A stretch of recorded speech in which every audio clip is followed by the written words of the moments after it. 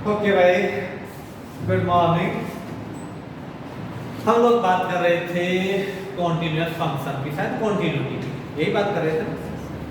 हमने कल तक के लेक्चर में बात की continuity of a function on a particular number. किस पे बात की?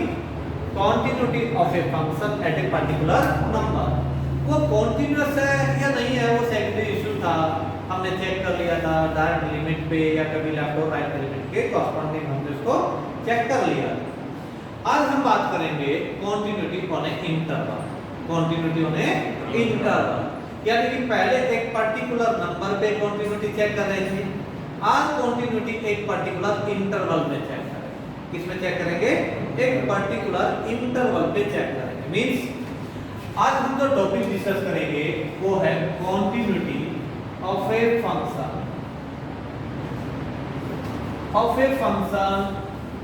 or in any interval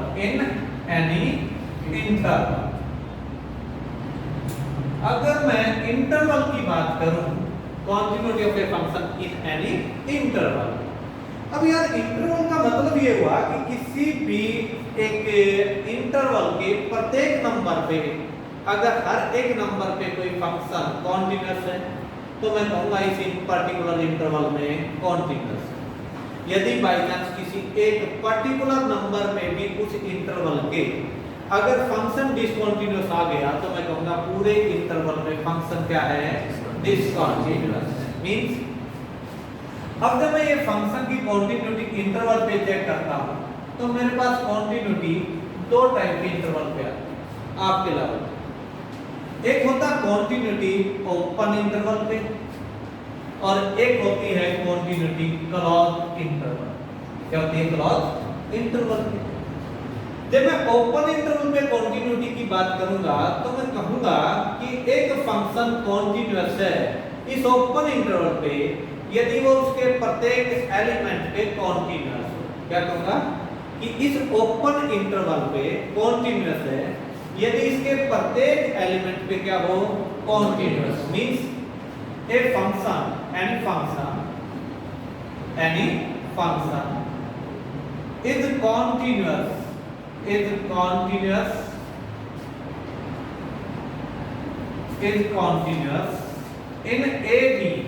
in AB if it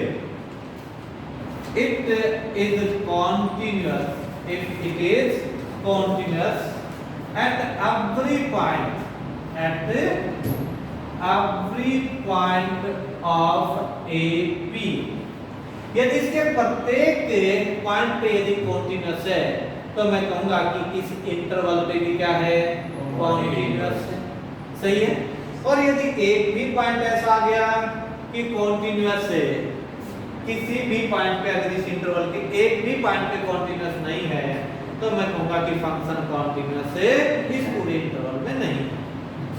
अब आ जाइए इस पे भी बात वही है। जब मैं क्लोज इंटरवल की बात करूं तो क्या कहूंगा? फंक्शन इज कॉन्टिन्यूअस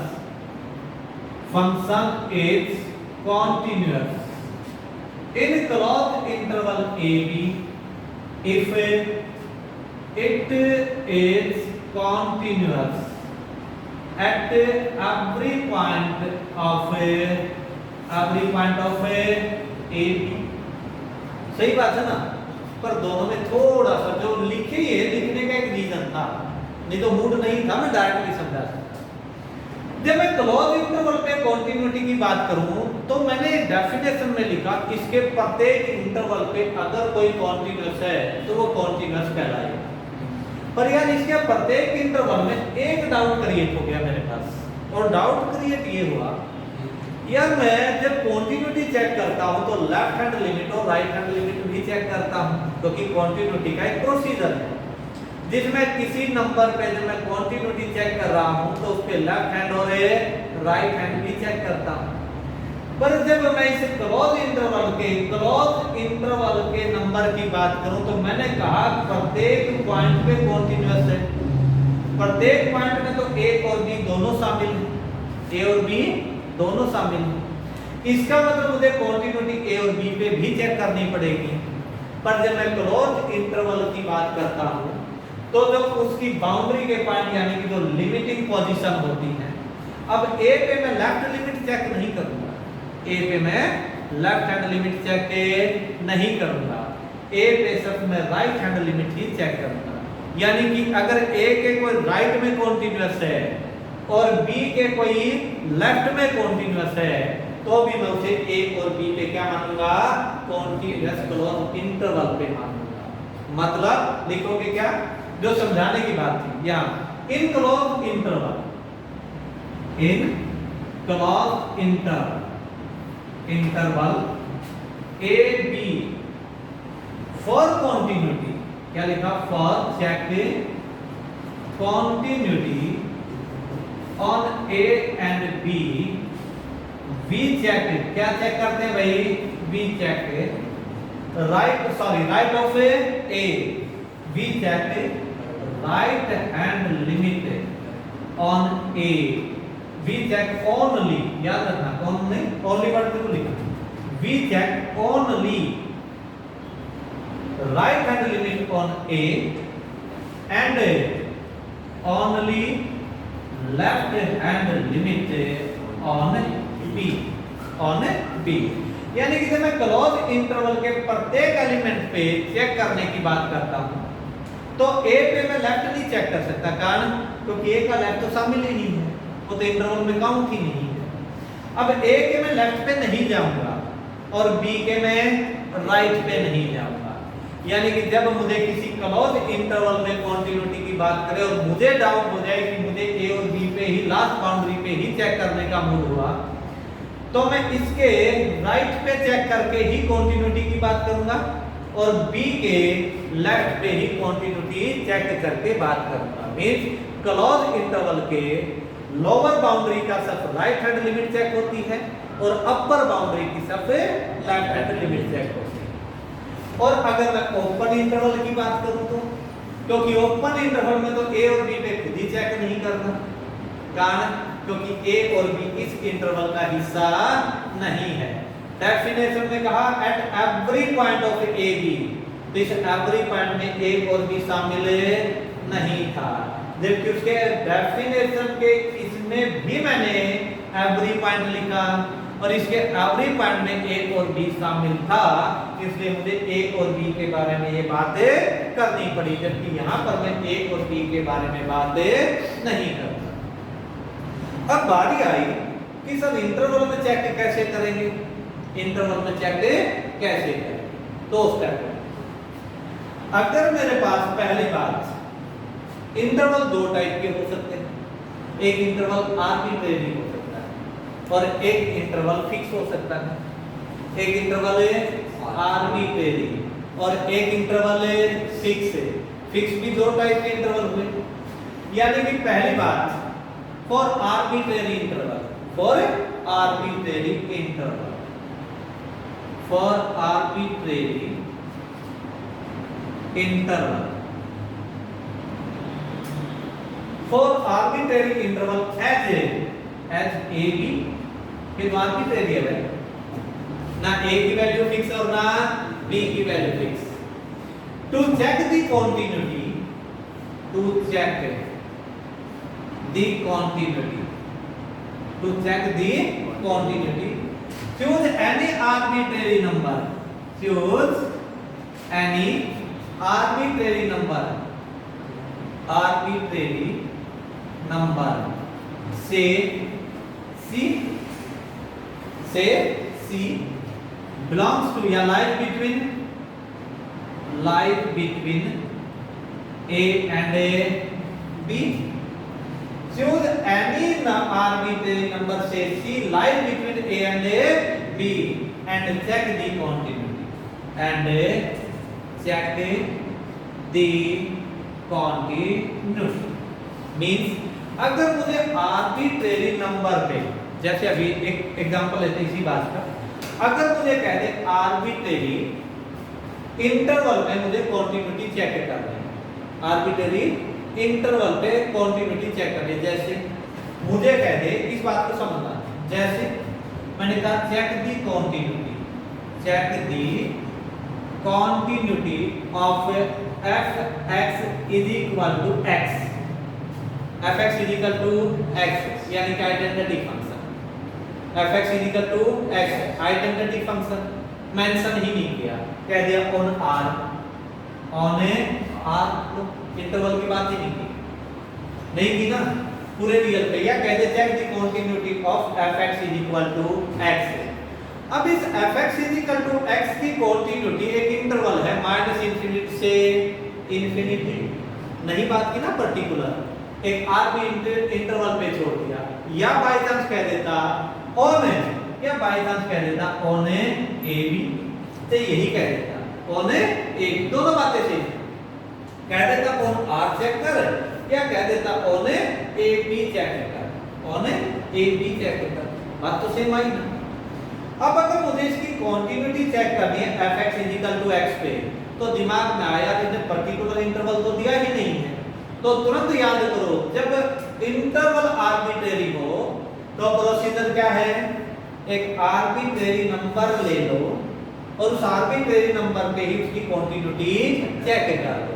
क्या करोगे, अब इसी प्रोसीजर पे मैं इसको सोल्व करके देखूंगा, लेट, क्या करूंगा, लेट, अब इसका सॉल्यूशन देख, let C be any real number, C be any real number, lies between A B, lies between A B, ले लिया भाई, C कोई भी रियल नंबर ले लिया, सही है। अब आ जाओ एज डायरेक्ट एज, अब कोई आप इसमें fx इक्वल टू x है ना, कोई भी नंबर क्रिटिकल नजर आ रहा है इसके डोमेन में, कोई नंबर क्रिटिकल नहीं नजर आता ना, इसका मतलब है कि मैं सिर्फ लिमिट देखूंगा एग्जिस्ट करती है या नहीं करती, किस पे, c पे, as limit x tending to c fx is equal to, मैंने लेफ्ट और राइट नहीं लगाई, क्यों नहीं लगाई, क्योंकि कोई इफेक्ट पड़ता नजर नहीं आया, इसलिए डायरेक्ट लिमिट चेक कर लेते हैं, क्योंकि कंटिन्यूटी में किसी भी नंबर पे यदि मैं कंटिन्यूटी चेक करूं तो क्या चेक करता हूं, लिमिट, यानी कि लेफ्ट और राइट या एग्जैक्ट लिमिट और फंक्शन की वैल्यू, वही काम किया, चेक किया limit x tending to c fx is equal to limit x tending to c x कितना, x कितना आया भाई, c, सही बात है। आल्सो f ऑफ c कितना है, f ऑफ c भी कितना है, c, limit x tending to c fx is equal to कितना आया, f of c, therefore function is continuous, therefore function is continuous. मेरा कहने का मतलब जस्ट क्या था कि यदि मेरे पास आर्बिट्रेरी की बात करता है, किसकी बात करता है, आर्बिट्रेरी की, तो मैंने क्या लिया, एक नंबर लिया c, कोई चूक तो नहीं किया ना, और उसी आर्बिट्रेरी नंबर पे लिमिट चेक कर ली, उस लिमिट के कॉरस्पॉन्डिंग यदि वो कॉन्टिन्यूअस आया तो मैंने क्या कहा, फंक्शन है कॉन्टिन्यूअस है, और अगर कॉन्टिन्यूअस नहीं आता तो मैं क्या कहता, फंक्शन कॉन्टिन्यूअस है नहीं, ठीक, ये स्टेप आपको याद होना चाहिए। अगर आर्बिट्रेरी में चेक कर रहा तो मैं आर्बिट्रेरी नंबर चूज करूंगा और उसके कॉन्टिन्यूटी चेक करूंगा। अगर किसी, दूसरी बात होगी पहली बात, यानी कि बात हुई पहले बात, अब आइए दूसरी बात की नोट करनी है, क्योंकि ये थ्योरी में ये स्टेप याद होने चाहिए, क्योंकि ये याद करनी था इसलिए लिखवा रहा हूं, नहीं तो फिर भूल जाओगे, क्योंकि ये वो प्रोसीजर है जो आप फॉलो करते हैं।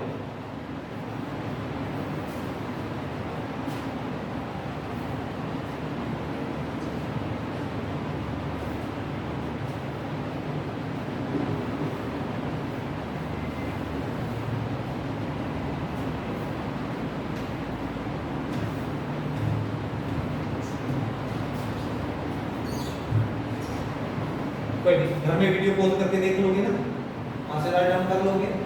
मेरा कहने का मतलब जो कॉपी चेक करता है तो राइट डाउन चेक करता है, एक प्रोसीजर है, ये होना चाहिए, ये थ्योरी है।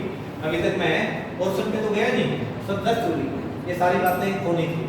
दूसरी बात क्या होगी, होगी ये बात क्लियर। एक ये जरा जानते हो मैंने क्या करवा दिया, every identity function is continuous everywhere. Identity function is a continuous everywhere. याद ही रखना। कौन क्या लिखा मैंने? Identity function is continuous everywhere. ठीक है। अब everywhere का मतलब क्या था? मेरे पास कोई पर्टिकुलर इंटरवल नहीं था। दूसरी बात, दूसरा स्टेप क्या है? दूसरा स्टेप आया check the continuity of fixed interval. Check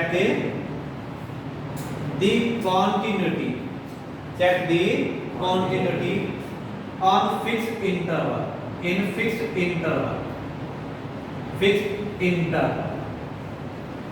अब दूसरे टाइप के क्वेश्चन ये मांग सकता है कि वो कॉन्टिन्यूटी किसी फिक्स्ड इंटरवल में मांग सकता है। क्या मांग सकता है? कॉन्टिन्यूटी किसी फिक्स्ड इंटरवल। पहली कॉन्टिन्यूटी मांगी थी आर्बिट्रेरी इंटरवल में। निकालने का तरीका क्या? आर्बिट्रेरी नंबर चुन के और कॉन्टिन्यूटी सेट कर दी। अब मान लिया किस पे? फिक्स्ड इंटरवल पे। इसके अपने स्टेप हैं। क्या? जब किसी फिक्स्ड इंटरवल की बात करें तो चेक दी क्रिटिकल पॉइंट। तब क्या करोगे? तब क्रिटिकल पॉइंट चेक करेंगे। देन तब क्या होगा? तब नाउ पहला स्टेप फर्स्ट ये हुआ find if any, find if any critical point is there, critical point is there in the interval, in the interval, in the interval. Find if any critical point in the interval and then check the continuity, and then check the continuity, check the continuity on a critical point, on a critical point। मैंने क्या कहा? अगर मेरे पास, अब देखना जरा, इसी पे बात अभी करेंगे। जैसे इसने कहा फाइंड एनी, अब मुझे कह दे कि किसी फिक्स इंटरवल में कॉन्टिन्यूटी मांग ली। किस पे मांग ली? फिक्स इंटरवल में।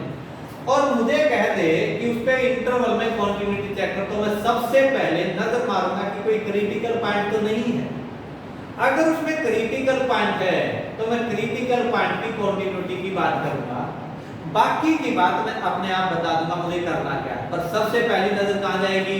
क्रिटिकल पॉइंट पे। और उस क्रिटिकल पॉइंट के कॉरस्पॉन्डिंग ही मैं कॉन्टिन्यूटी की चेकिंग पूरी घुमा लूंगा। और यदि कोई क्रिटिकल पॉइंट ना हो तो फिर वही क्या करूंगा?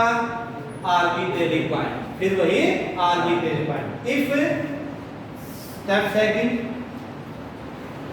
if there is no critical point, if there is no critical point, अगर कोई critical point ही ना हो, then check the continuity, at any arbitrary point in the given interval, in the given interval। समझ? तब किसी भी आर्बिट्रेरी पॉइंट पे check कर। अब देख, जैसे इस बात को समझने के लिए एक एग्जांपल लो। इस बात को समझने के लिए क्या लेंगे? एग्जांपल लेते, राइट डाउन होगी। इसके बाद या वीडियो में डाउनलोड कर लेना वहां से। इसको समझने के लिए हम एक बात लेते हैं। जैसे एक क्वेश्चन लिया मैंने, देख fx is equal to, check the continuity, check the continuity of the function fx is equal to, of the function fx is equal to x square plus 3, x is greater than 3, and x plus 2 if x is less than equal to 3, less than equal to 3, check the continuity of the function f(x) is equal to that। कोई बात नहीं की ना, नहीं की ना। अब या तो कह दो कि ये पूरा रियल नंबर पे, या बाय चांस मैं कह दूं इन द ध्यान से in the interval in 0 to 6 interval ले लिया फिक्स, कहां लिया 0 to 6। अब आ जाएगा इंटरवल भी हो गया ना। कहता check the continuity of the function f(x) is equal to that in interval 0 to 6। अब आ जाएगा। अब मैंने ध्यान दिया यार, जब फंक्शन है मेरे पास ये और इसमें नजर आ रहा है कि 3 क्रिटिकल पॉइंट, 3 क्या है क्रिटिकल पॉइंट। अब 3 के कोरस्पोंडिंग ही मैं कंटिन्यूटी घुमाऊंगा, 3 के कोरस्पोंडिंग ही कंटिन्यूटी घुमाऊंगा, बाकी पे मैं कंटिन्यूटी चेक नहीं करूंगा। किसके कोरस्पोंडिंग चेक करूंगा 3 के कोरस्पोंडिंग। अब ये बातें बाद में बताऊंगा कि मैं 3 के कोरस्पोंडिंग कैसे चेक करूंगा, अभी मैं डिस्कस नहीं कर रहा। पर चेक कंटिन्यूटी किसके कोरस्पोंडिंग चेक करूंगा 3 के कोरस्पोंडिंग ही चेक करूंगा। Here 3 is critical point. सबसे पहले मैंने क्या देखा critical point and I will discuss the continuity according to 3 यानी कि मैं continuity किसके अकॉर्डिंगली डिस्कस करूंगा 3 के कॉरस्पॉन्डिंग continuity डिस्कस करूंगा। ये बाद में बताएंगे कि अभी जब डिस्कस करेंगे कैसे।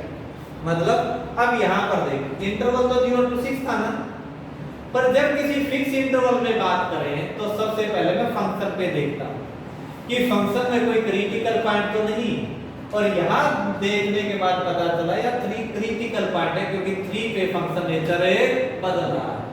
तो अब मेरे माइंड में जो कंटिन्यूटी घूमेगी वो 3 के कॉरस्पॉन्डिंग घूमेगी, बाकी सिस्टम अपने आप देखेंगे, पर 3 को माइंड में मैं हर हाल में रखूंगा कंटिन्यूटी चेक करके। समझ गए? अब आ जाइए कुछ बातें, कुछ क्योंकि ये जब मैं कंटिन्यूटी चेक करूंगा तो कुछ स्टैंडर्ड रिजल्ट चेक करूंगा, वो स्टैंडर्ड रिजल्ट डायरेक्ट अप्लाई करूंगा, वो स्टैंडर्ड रिजल्ट मुझे याद ही करने हैं। अब कौन कौन से वो स्टैंडर्ड रिजल्ट आते डिस्कस कर लेते हैं जो आपको थ्योरी में याद रखने हैं। अब आ जाइए पहला पॉइंट डिस्कस करना शुरू करते हैं। यहां से आगे क्या क्या बात की क्या नहीं की वो देखें। सबसे पहला क्या बोल रहे हैं, बोल हाँ तो सही नहीं आ रहा, कुछ हटा तो नहीं ना, देख लो सही है। चल आगे बढ़ता हूं, हम अपना काम हम बात सबसे पहली बात याद रखना, एक बात पहला तो स्टैंडर्ड रिजल्ट, और ये याद ही रखने के प्रूफ में तो किसी के मूड होगा करवाएंगे, किसी के नहीं करवाएंगे, पर स्टैंडर्ड रिजल्ट हर हाल में याद होना चाहिए। ऐसा होता है आज if f and g are two continuous function in their common domain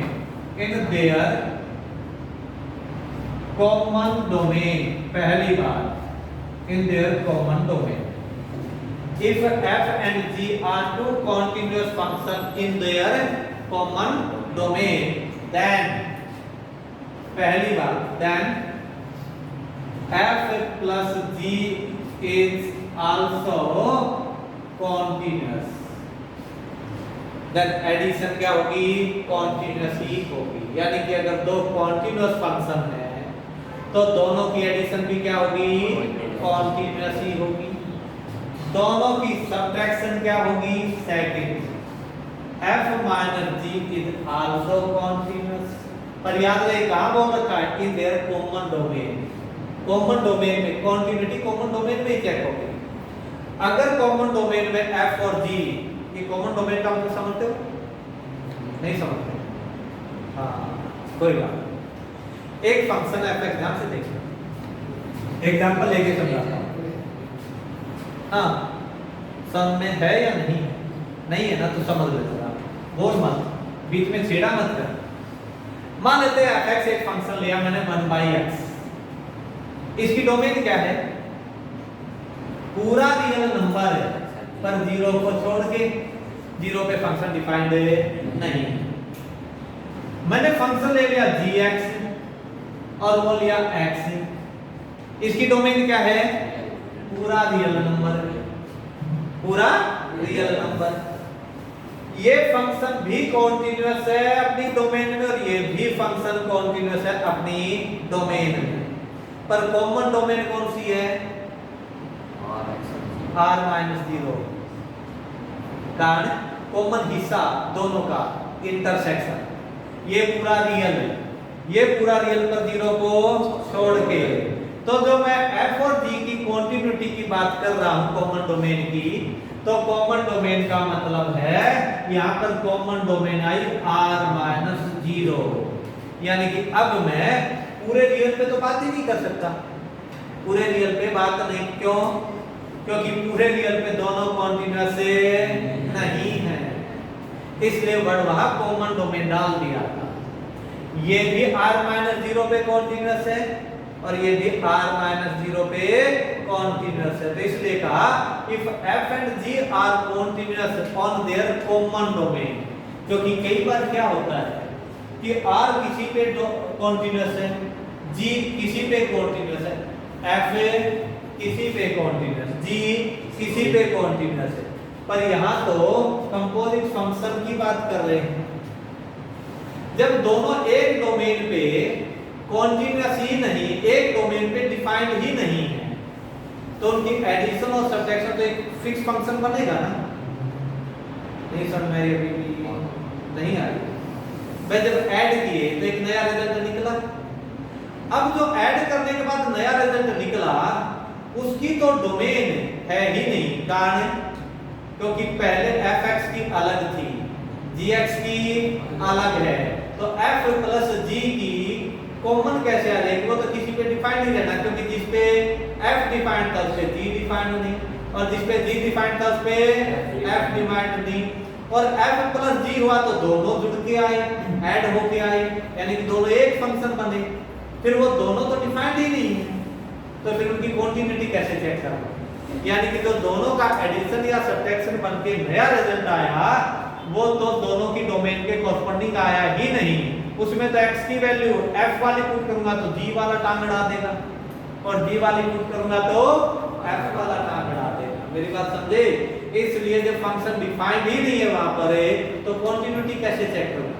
इसलिए क्या कहा कि f और g तो कॉन्टिन्यूअस फंक्शन की कॉमन डोमेन पे, इस पे कॉमन, अलग अलग पे नहीं, अलग अलग पे f अलग पे डिफाइंड है, g अलग पे कॉन्टिन्यूअस है, तो f प्लस g फिर किस पे बात करूं कॉन्टिन्यूअस है? तब बात नहीं कर सकता, बात कर सकता हूं सब कॉमन डोमेन की। समझ भाई? खिचड़ी तो नहीं पक रही, यानी पता नहीं क्या क्या पक गया सर, हवा में बातें कर रहे हो, कुछ नहीं पल्ले पड़ता। हाँ, मुझे कई बार फील हो जाता है कि मैं हवा में बताता हूँ तो कई बार फील हो जाता है कि सारे बच्चे को समझ में नहीं आता, और मैं मानता हूँ कि नहीं समझ में आता, पर हर बात लिख के ही चलते जाए तो टाइम भी बहुत लग जाता है, फिर पंचवर्षीय योजना बन जाती है, तो बहुत सी बातें हवा में बतानी पड़ती है। चले, वो बात समझ में आ गई कैसे? तो इसलिए मैं बात करता हूँ कॉमन डोमेन। तो f प्लस g भी कॉन्टिन्यूअस होगा, f माइनस g भी कॉन्टिन्यूअस होगा, f तीसरी बात f गुणा के g भी कॉन्टिन्यूअस होगा। चौथी बात, यदि किसी कांस्टेंट से मल्टीप्लाई करूं c ऑफ f2 यानी कि c ऑफ f कह लूं या c ऑफ g कह लूं, तो भी अलग अलग भी कांस्टेंट से मल्टीप्लाई होने के बाद भी क्या होंगे? कॉन्टिन्यूअस होंगे। और पांचवी बात ये कहता है f बाई g भी कॉन्टिन्यूअस होगा अपनी कॉमन डोमेन में, बेशर्ते कि gx 0 ना बने, इज कॉन्टिन्यूअस एक्सेप्ट gx, यानी कि ये 0 नहीं होना चाहिए। उस कॉमन डोमेन में डिनोमिनेटर क्या नहीं होना चाहिए? 0 नहीं होना चाहिए। तो भी ये चीजें मुझे याद रखनी। पहली बात, दो अगर कॉन्टिन्यूअस फंक्शन है तो दोनों की एडिशन, सब्ट्रैक्शन, मल्टीप्लिकेशन और डिवीजन सब डिवीजन में एक्स्ट्रा कंडीशन ये आ गई, डिनोमिनेटर 0 कॉमन डोमेन में नहीं बनना चाहिए। उस पे छोड़ के बाकी हर जगह हर चीज क्या होगी, कॉन्टिन्यूअस ही होगी, ये याद ही रखना। ठीक है, मैं इसके कॉन्टिन्यूटी चेक नहीं करने वाला। क्या करना, ये रिजल्ट याद ही होने चाहिए, क्योंकि मैं पूरी एक्सरसाइज में न्यूमेरिकल करते हुए डायरेक्ट बोलूंगा कि इस वजह से हो गया। मैं कहूंगा we know that if f and g are continuous therefore f plus g is also continuous, इसलिए ये पता होना चाहिए, वी नो दैट में आनी चाहिए ये बातें, यानी कि क्या करनी है, याद रखनी है। तीसरी बात, अब अगली पेज है, टाइम बताना जरा वरना ब्लॉक कर दूंगा इतना ही। 23 नहीं, पीरियड बता कितना लंबा गया, 30 मिनट बाकी पड़े, 1 घंटे बाद। अब आइए अपना काम करें। अब पहली प्रॉपर्टी, एक तरह से प्रॉपर्टी कह लो या थ्योरम कह लो, रिजल्ट याद रखना। पहला रिजल्ट है every constant function is continuous, every constant function is continuous, every constant function is continuous. Check कर लेते हैं, देख अब आगे ना उसी बात पे, इंटरवल आर्बिट्रेरी है, यानी कि इसने कहीं नहीं बात की ना, इसका मतलब बात करा पूरे रियल नंबर की, बात करा पूरे रियल नंबर की। अब बोला था भाई, उसको स्टेप याद था, जब इंटरवल आर्बिट्रेरी हो तो कॉन्टिन्यूटी चेक करते हुए क्या कहते हैं, एक आर्बिट्रेरी नंबर चूज कर लेते हैं, यही काम यहां करेंगे। कहता every constant function is a constant, let solution देखिए इसका, let f of x is equal to k be any constant function, सही है। To check the continuity,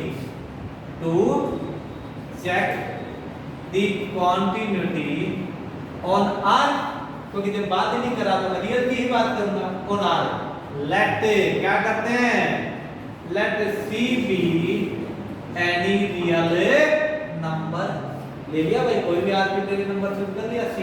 अब किस पे चेक करूंगा, c पे, कोई रामायण नहीं करनी। नाउ डायरेक्ट लिख रहा हूं, now limit x tending to c fx is equal to fc is equal to k, क्योंकि कुछ चेंज तो आना ही नहीं कांस्टेंट में, सही बात सारे मामले पे।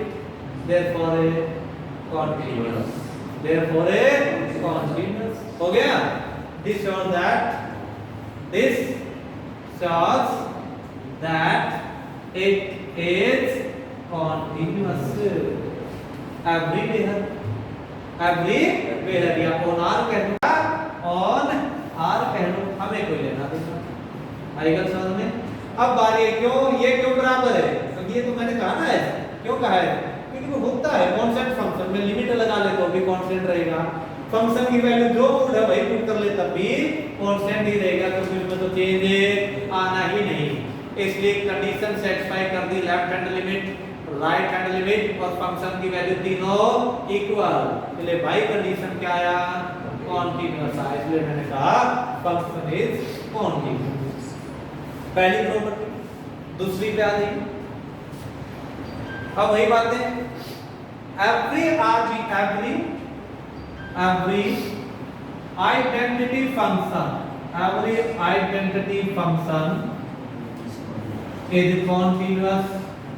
बात यहां पर भी वही आ गई, इंटरवल की तो बात ही नहीं की ना, इंटरवल का मतलब पूरा रियल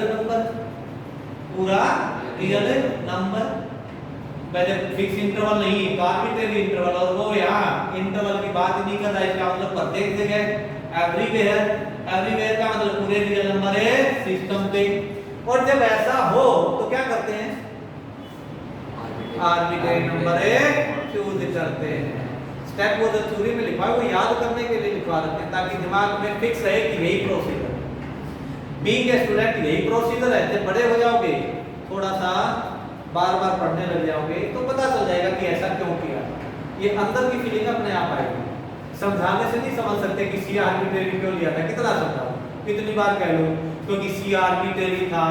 अब सी मूड है, कभी 1 ले ले, कभी 2 ले ले, कभी -5 ले ले, कभी 0 ले ले, हर किसी पे सेटिस्फाई ऑटोमेटिकली हो गया क्योंकि सी आर्बिट्रेरी लेके चले थे, इसलिए रामायण गाने की जरूरत नहीं है। आर्बिट्रेरी अंदर की फीलिंग है, मतलब क्या था।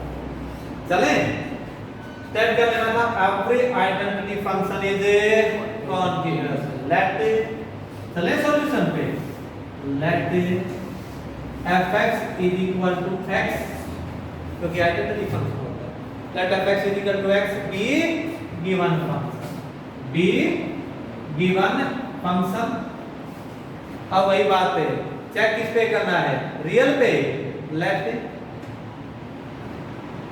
c be any real number, let c be any real number। हो गया। To check the continuity on C, to check the continuity at x is equal to C, C पे चेक करते हैं, क्या करें, लिमिट है, आ जाए भाई रामायण गा लेते हैं। Limit x tending to C fx, left और राइट नहीं लगाने वाला, क्यों नहीं लगाई, क्योंकि क्रिटिकल पॉइंट तो है ही नहीं C, और जब क्रिटिकल पॉइंट ना नजर आए तो मैं लेफ्ट और राइट के चक्कर में नहीं पड़ता, डायरेक्ट लिमिट का मतलब भी लेफ्ट और राइट ही है। Limit x tending to C fx is equal to limit x tending to C x, कितना आया C, कितना आया C, okay. f of C कितना आया, क्योंकि पहला स्टेप लिमिट चेक करते हैं, दूसरा स्टेप एग्जैक्ट नंबर पे वैल्यू, दोनों बराबर। This as limit x tending to C fx is equal to f of C, therefore continuous at x is equal to C, that is everywhere, therefore it is continuous at x is equal to C, but C is arbitrary, but C is arbitrary, therefore it is continuous everywhere। समझ आ गई, clear. याद ही रखना, क्या रखना है, याद। every constant function is continuous everywhere, every identity function is continuous everywhere, every polynomial function is continuous everywhere, every trigonometry in its domain, every trigonometry in its domain is continuous everywhere। ये बातें क्या है, याद रखनी है। every fractional function is continuous, third बात कर ले, चले आगे। अब ये याद ही रखनी है, ये प्रूफ नहीं करने आप लोगों को, हाँ कॉपी में जो करवा दी तो नोट करोगे, क्योंकि से वो याद हो जाएंगे प्रोसीजर, ठीक है। ये प्रूफ तो देने हैं, पर प्रूफ से ज्यादा जरूरी क्या है, हाँ प्रॉपर्टी याद रहे। आगे बढ़ते हैं, थोड़ा सा एक दो मेंशन कर लेते हैं, चले आगे थोड़ा सा। दूसरी हाँ क्या करें, क्या बोले, क्या लेना टेस्ट हो, आज तो नहीं, चल एक और मेंशन करके उसके बाद सिर्फ नोटिंग छोड़ दें। Every polynomial function is A continuous, कुछ नहीं। चौथी प्रॉपर्टी क्या आपके पास है, every polynomial function is continuous. Proof नहीं करने वाला, प्रूफ नहीं करने वाला, ठीक है। क्योंकि बुक में दे रखा मैथमेटिकल इंडक्शन से इजीली प्रूव हो जाता है, पिछले दो रिजल्ट यूज करते डायरेक्ट ही बोलेगा कॉन्टिन्यूअस, ठीक है। रीड कर लेना थोड़ा सा, और प्रूफ की जरूरत नहीं है, जरूरत किसकी है, से प्रॉपर्टी की। पर इतना भी नहीं है, जो इंटेलिजेंट बच्चा है वो प्रूफ छोड़ के जाए। कई बार जब सामने वाला का दिमाग के बीवी से लड़के पेपर बनाने का बना हुआ हो तो इस टाइप का डाल देता है। वैसे आपके थ्योरेटिकल पोर्शन में बहुत कम चांसेस होते हैं, पर कभी कभार जब बीवी से लड़के पेपर बना रहा हो तो क्या करेगा, ऐसा ही तो पेपर सेट करेगा, यानी कोई ना कोई बकवास क्वेश्चन है जरूर डाल देगा। इसलिए इंटेलिजेंट बच्चे के लिए कंपलसरी होता है कि ये प्रूफ थोड़ा बहुत उसके माइंड में होना चाहिए, 100% तो नहीं पर थोड़ा बहुत हर हाल में होना चाहिए, ताकि उसे प्रोसीजर ध्यान हो और वो ऑटोमेटिकली उसको सोल्व करके आ जाए। बाकी छोड़ के आ जाएंगे क्या क़यामत आनी, 4 नंबर कम आ जाएंगे और क़यामत थोड़ी आएगी। चल आगे बढ़ते हैं।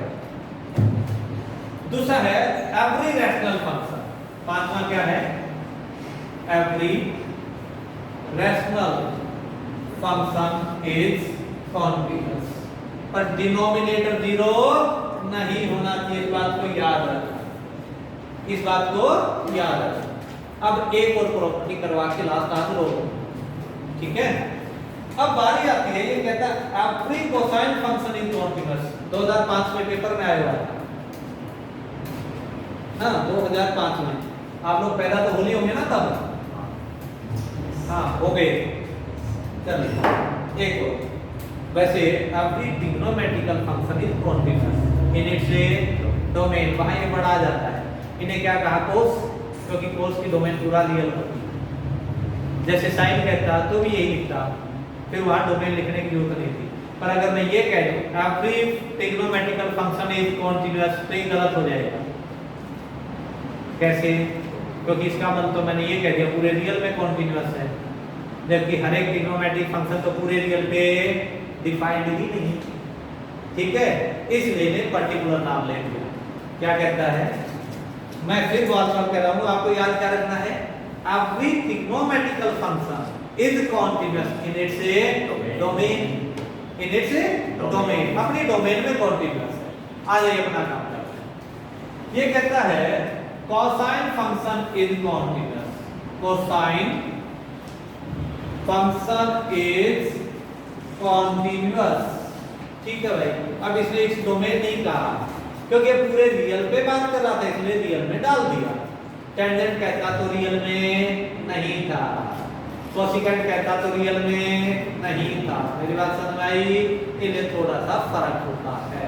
आगे कोसाइन फंक्शन इज कॉन्टिन्यूअस, इसका मतलब पूरे रियल नंबर पे, जब रियल नंबर पे कॉन्टिन्यूटी चेक करते हैं तो चेक क्या करते हैं?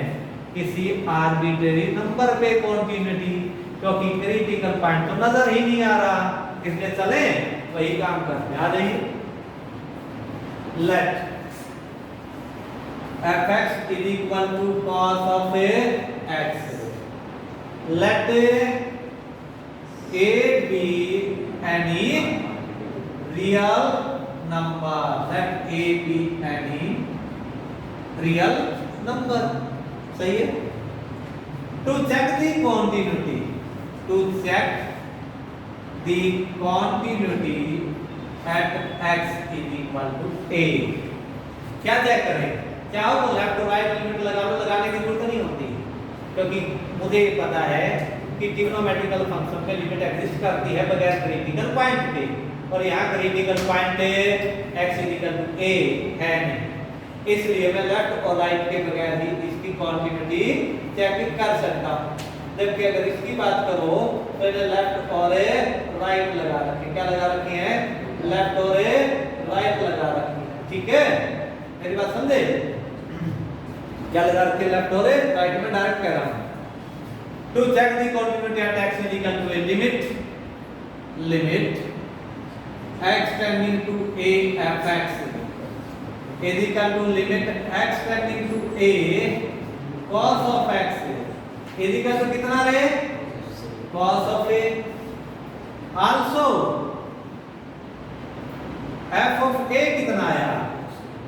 cos a, दोनों सेम, इसका मतलब function is continuous as limit x tending to a fx is equal to fa, therefore function is continuous, function is continuous. फिर भी इसको बताते हुए मैंने आपको क्या कहा?